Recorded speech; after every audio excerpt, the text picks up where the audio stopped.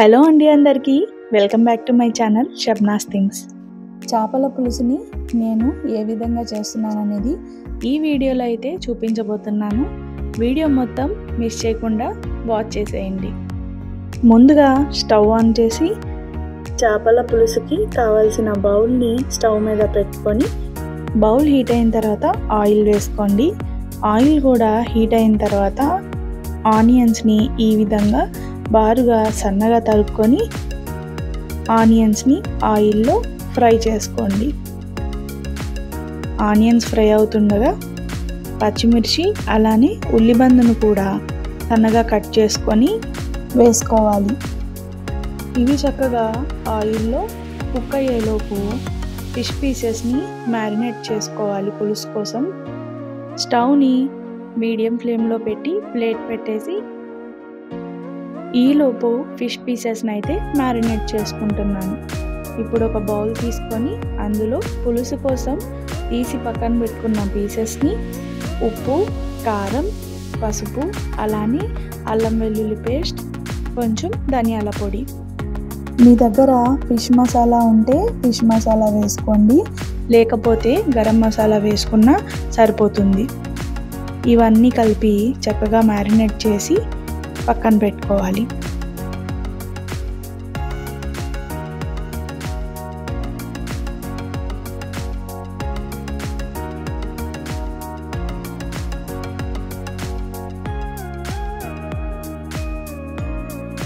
ఈలోపు ఆనియన్స్, పచ్చిమిర్చి అలానే ఉల్లిబందు మనం ఆయిల్లో కుక్ చేసుకుంటున్నాం కదా, 70% వరకు అయితే కుక్ అయిపోతుంది.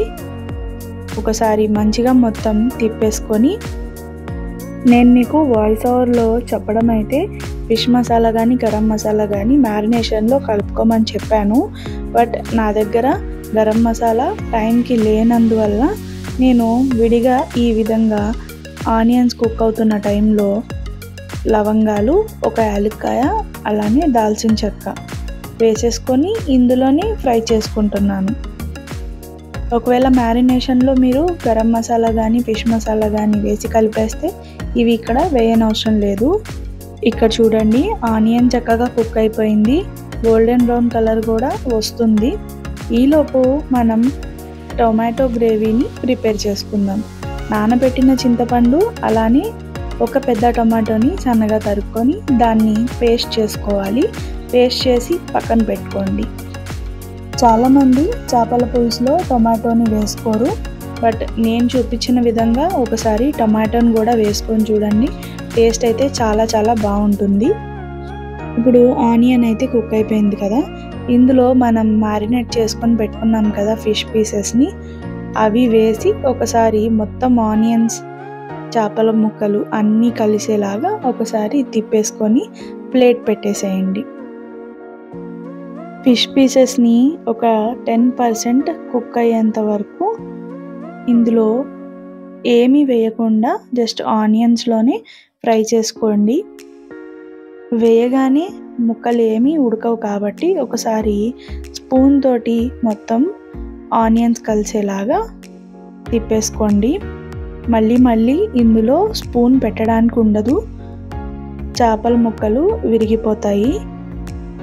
అందుకనే ఫిష్ పీసెస్ ఆనియన్స్లో వేయగానే ఒకసారి స్పూన్ తోటి తిప్పేసి పక్కన పెట్టేసుకోండి.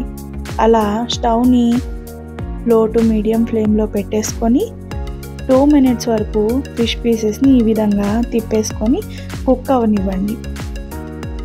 2 minutes తర్వాత మనం టొమాటో చింతపండుని పేస్ట్ చేసి పెట్టుకున్నాం కదా, దాన్నైతే ఫిష్ పీసెస్లో వేసుకొని అందులో కొంచెం వాటర్ వేసి, అంటే మన కర్రీ కన్సిస్టెన్సీకి కావాల్సినంత వాటర్ వేసుకోండి.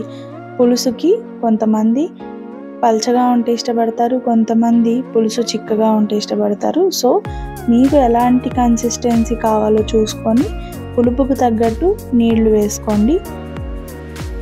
నేను చెప్పేది ఏంటంటే చేపల పులుసు ఎక్కువ నీళ్లుగా ఉంటే బాగోదు. సో బాగా ఉడికి దగ్గర పడి చిక్కగా ఉంటేనే బాగుంటుంది. చింతపండుకి తగిన నీళ్లు వేసుకొని ప్లేట్ పెట్టేసి ఒకసారి క్లాత్ తోటి గిన్నెను తిప్పుకొని స్టవ్ని లో టు మీడియం ఫ్లేమ్లో పెట్టేసేయండి. చక్కగా మీరు ఒక 7 to 10 minutes తర్వాత ఓపెన్ చేసి చూస్తే ఫిష్ పీసెస్ అనేవి 80% వరకు కుక్ అయిపోతాయి. నేను వేసిన పీసెస్లో ఫిష్ది తల ఉంది కాబట్టి నేను స్పూన్తో తిప్పుకుంటున్నాను. నార్మల్గా అయితే స్పూన్ని పెట్టవసరం లేదు, పెడితే జాగ్రత్తగా తిప్పుకోవాలి, లేదంటే పీసెస్ అనేవి చాలా ముక్కలైపోతాయి. ఒకసారి సాల్ట్ టేస్ట్ చూసుకొని సరిపడినంత సాల్ట్ వేసుకొని మరొకసారి క్లాత్తో కింద అడుగు అంటిందో లేదో టెస్ట్ చేసుకోవడానికి ఇంకొకసారి తిప్పుకొని స్టవ్ని లో ఫ్లేమ్లో పెట్టేసి చక్కగా దగ్గర పడేంత వరకు కుక్ అవనివ్వండి. అంతే, టేస్టీగా చేపల పులుసు అయితే చాలా బాగుంటుంది. నేను చూపించిన విధంగా ఒకసారి ట్రై చేసి చూడండి. అలానే నాదొక చిన్న రిక్వెస్ట్, కొత్తగా నా వీడియో వాచ్ చేస్తున్న వాళ్ళు ఎవరైనా ఉంటే వెంటనే ఛానల్ని అయితే సబ్స్క్రైబ్ చేసుకోండి.